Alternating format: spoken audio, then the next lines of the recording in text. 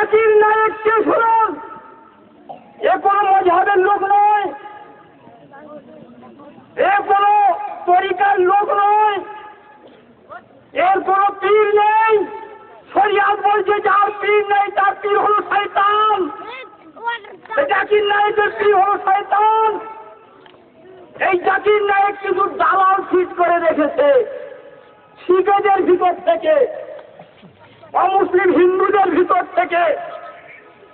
তাদেরও হাতে হাজার হাজার টাকা দেওয়া আছে। জাকির নায়েকের দেওয়া প্রশ্ন তাদের কাছে থাকে, সেই প্রশ্ন টেলিভিশনের চ্যানেলে জাকির নায়েকের সামনে করা হয়। জাকির নায়েক তার উত্তর দিয়ে দেয়। আমার হানিফি ঘরের ডাক্তার মাস্টার এরা আশ্চর্য হয়ে যাচ্ছে। বেদ বলছে, পুরাণ বলছে, কোরআন বলছে, জাকির নায়েকের থেকে বড় আলেম মনে ভারতে নেই। জাকির নায়েক কোনো আলেম নয়, এটা আমার চ্যালেঞ্জ। এই কটা লোকের সম্মুখে নয়। যেদিন থেকে জাকির নায়েকের নাম কানে এসেছে, সর্বপ্রথম মালদার কালিয়াচক এলাকায় রাত 1:30টার সময় স্টেজ থেকে নামার পরে গ্রামের বিশিষ্ট ব্যক্তিরা আমার সামনে ঘিরে ধরেছে। সেদিনে শুনলাম জাকির নায়েক। আমি তো জানি না ভারতবর্ষের যিনি সবচাইতে বড় মুহাদ্দিস, সারা ভারত পাকিস্তানের সমস্ত আলেম তালিবুল ইলমরা খোঁজ রাখেন যে আল্লামা জিয়াউল মুস্তাফা সাহেব। বর্তমান ভারতবর্ষের যিনি সবচাইতে বড় মুফতি, সারা ভারত পাকিস্তানের সমস্ত আলেম তালিবুল ইলম খবর রাখেন যে হযরত আখতার রাজা খান আজহারি। জাকির নায়েকের নাম আমার এই স্টেজে তো কজন বসে আছেন আলেম, শত শত আলেমকে আমি জিজ্ঞাসা করেছি, তারা আমার মতো সবাই বলেছেন যে আমরা জাকির নায়েককে জানি না। ডাক্তার সাহেব সেদিন বলছিলেন, মাস্টার সাহেব সেদিন বলছিলেন, অমুক স্কুল কলেজের প্রফেসর সাহেব বলছিলেন। তাহলে বুঝুন জাকির নায়েক আলেম নয়। এই জাকির নায়েক কি ভাষা বলছে আমার নবীর শানে। যদি কারো অবিশ্বাস হয়, কোন ডাক্তারের মাস্টারের, যারা এই এলাকা হাজার হাজার সাধারণ মানুষকে বিভ্রান্ত করতেছেন, জাকির নায়েকের চ্যানেলকে দেখিয়ে তারা আমার সঙ্গে যোগাযোগ করুক।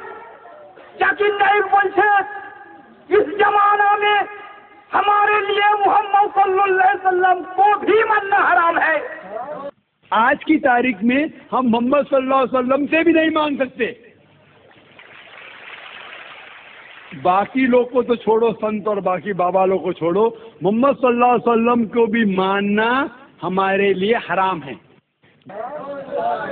বর্তমান যুগে আমাদের জন্য মুহাম্মদ সাল্লাল্লাহু আলাইহি সাল্লামকে মানাও হারাম। এই মুসলমান যদি ঈমান থাকে যে জাকির নায়েকের প্রতি কি রায় কায়েম করবেন সেটা আপনারা বলুন।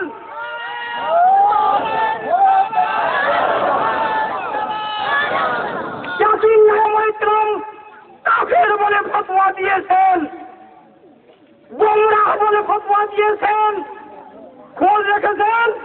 उनके खिलाफ शिया और बरेलवी सुन्नी उलेमा लामबंद हो रहे हैं। सरकार ने लखनऊ में उनके लेक्चर देने पर रोक लगा दी है और उनके खिलाफ फतवा भी आ गया है जिसमें उनके भाषणों को हराम करार दिया गया है। अगर उसका अकीदा ऐसा है कि नबी मुर्दा होकर मट्टी में मिल गए तो वो काफिर हो गया, और जो लोग उस अकीदे पर चलेंगे वो भी काफिर हो जाएंगे। জাকির নায়েক